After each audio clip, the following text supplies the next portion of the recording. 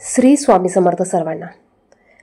मंगळवार 12 ऑगस्ट या दिवशी अंगारकी संकष्टी चतुर्थी आहे आणि श्रावणात ही चतुर्थी आल्यामुळे या चतुर्थीला अतिशय महत्त्व प्राप्त झाले आहे। संकष्टी चतुर्थी ही गणपती बाप्पांना समर्पित आहे आणि म्हणूनच आपण या दिवशी गणपती बाप्पांची सेवा उपासना त्याचबरोबर काही उपाय केले तर आपल्याला ह्या उपायांचे रिझल्ट हे 100% मिळत असतात। आणि म्हणूनच आपण आजच्या व्हिडिओमध्ये एक अत्यंत प्रभावी असा उपाय बघणार आहोत। प्रत्येक आईने आपल्या मुलांसाठी हा उपाय करायचा आहे।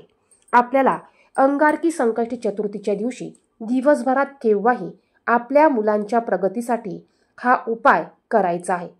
संकष्टी चतुर्थीला हिरवे मूग दान करणे शुभ मानले जाते। गरजूंना किंवा मंदिरात हिरवे मूग दान केल्याने गणपती बाप्पा प्रसन्न होतात। गणपती बाप्पा हे बुद्धीचे विद्येचे देवता आहे आणि हिरवा रंग हा बुध ग्रहाशी संबंधित आहे।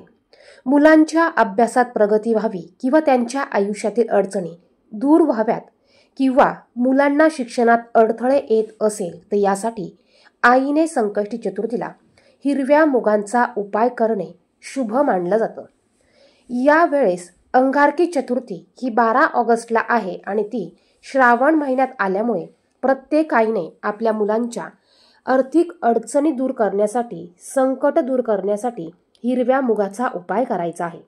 आता हा उपाय आपल्याला गणपती बाप्पांच्या मंदिरात जाऊनच करायचा आहे, कारण गणपती बाप्पांच्या मंदिरात या सात्विक लहरी जास्त प्रमाणात असतात। त्या ठिकाणी पॉझिटिव्ह ऊर्जा ही मोठ्या प्रमाणात सक्रिय असते, त्यामुळे हा उपाय तुम्हाला गणपती बाप्पांच्या मंदिरात जाऊन करायचा आहे। अंगारकी संकष्टी चतुर्थीच्या दिवशी सर्वात अगोदर आपल्याला आपल्या देवघरात असलेल्या गणपती बाप्पांची पूजा करायची आहे। तुम्ही गणपती बाप्पांच्या मूर्तीवर पंचामृताने किंवा साध्या पाण्याने अभिषेक घालायचा आहे। अभिषेक घालताना गणपती अथर्व शीर्षाचं पठण तुम्हाला करायचं आहे आणि हे तीर्थ तुम्हाला तुमच्या मुलांना प्यायला द्यायचं आहे। यामुळे मुलांच्या बुद्धीत वाढ होण्यास मदत होते। त्याचप्रमाणे गणपती बाप्पांना हळदी कुंकू अक्षदा चंदन लाल जास्वंदाचं फूल दुर्वा अर्पण करायच्या आहेत। गुळ खोबऱ्याचा नैवेद्य दाखवायचा आहे। त्याचप्रमाणे गणपती बाप्पांची आरती आपल्याला करायची आहे। पहा, या दिवशी संकष्टी चतुर्थीचा उपवास तुम्हाला धरायचा आहे, कारण आपल्याला या अंगारकी संकष्टी चतुर्थीच्या उपवासामुळे संपूर्ण वर्षभरात 12 चतुर्थीचे उपवास केल्याचं फळ प्राप्त होतं। आता यानंतर पहा, आपल्याला या दिवशी अख्खे हिरवे मूग घ्यायचे आहेत। मूग स्वच्छ घ्या, किडलेले घेऊ नका। 108 हिरव्या मुगाचे दाणे घ्यायचे आहे आणि ते दाणे आपल्याला आपल्या मुलांवरून उतरवून घ्यायचे आहेत।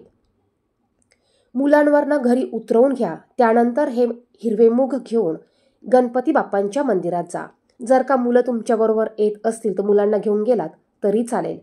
गणपती बाप्पांच्या मंदिरात गेल्यानंतर गणपती बाप्पांना हळदी कुंकू जास्वंदाचं फूल दुर्वा गुळ खोबऱ्याचा नैवेद्य जे काही तुम्ही नेलेलं असेल ते अर्पण करायचं आहे आणि त्यानंतर आपल्याला गणपती बाप्पांच्या मंदिरातच बसून हा उपाय करायचा आहे। आता चतुर्थीच्या दिवशी गणपती बाप्पांच्या मंदिरात खूप मोठ्या प्रमाणात गर्दी असते, तेव्हा तुम्ही तुमच्या घराजवळ असलेल्या छोट्या गणपती बाप्पांच्या मंदिरात गेला तरी चालणार आहे। हा उपाय करताना आपल्याला तो पूर्ण विश्वासाने श्रद्धेने करायचा आहे। ज्यावेळेस आपण कोणतेही उपाय पूर्ण विश्वासाने करतो, श्रद्धेने करतो, त्यावेळेस त्याचे संपूर्ण फळ आपल्याला मिळत असते। कारण गणपती बाप्पा हे विघ्नहर्ता आहे, संकट नाशक आहे, दुःखकर्ता आहे, त्याचप्रमाणे सुखकर्ता देखील आहेत।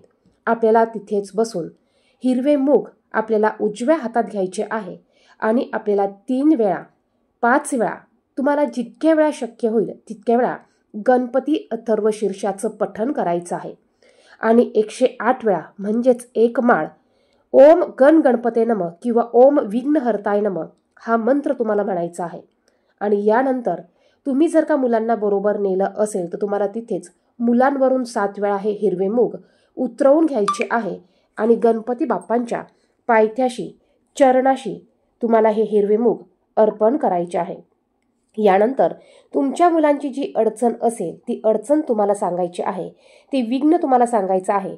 मुलांच्या आयुष्यातील सर्व विघ्न संकट दूर होऊ दे अशी गणपती बाप्पांना प्रार्थना करायची आहे आणि आपल्याला घरी निघून यायचं आहे। बघा, जर का मुलं तुमच्याबरोबर येणार नसतील तर तुम्हाला हे हिरवे मूग घरातच तुमच्या मुलांच्या डोक्यावरून ते पायापर्यंत 7 वेळा उतरवून घ्यायचे आहे. अत्यंत प्रभावी असा उपाय आहे, कारण हिरवा रंग हा बुध ग्रहाशी संबंधित आहे आणि गणपती बाप्पा हे बुद्धीची देवता आहेत.